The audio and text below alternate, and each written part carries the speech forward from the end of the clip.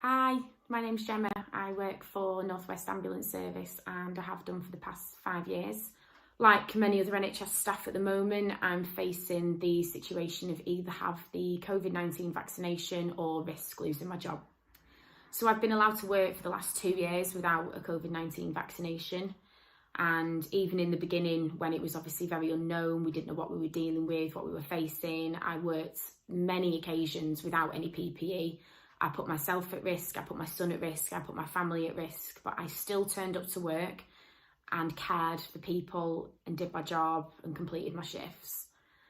I've gone from being called an NHS hero to now, when it gets to April this year, I'm suddenly going to be deemed a risk and unsafe to work with patients. I can work up until that point, but once it's April, I'm then all of a sudden a risk and unsafe to continue doing my job. We're not talking about a vaccination which stops the spread of COVID-19. It doesn't stop you getting it. So I'm really, really struggling to understand why I'm suddenly going to be deemed a risk when it doesn't stop, like I say, the spread or stop you from catching it. I can't understand that.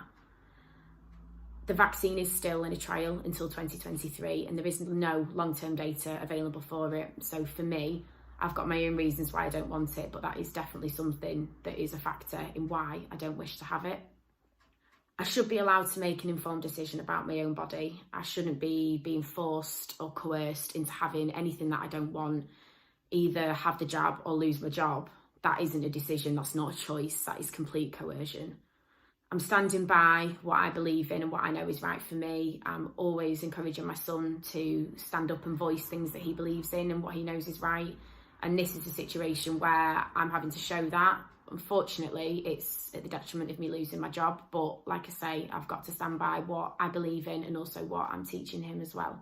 Just please think about the mandating of this vaccine because it won't just affect NHS staff. I do really worry about the way that things will head if this does go through for everybody else, like I say, not just NHS staff.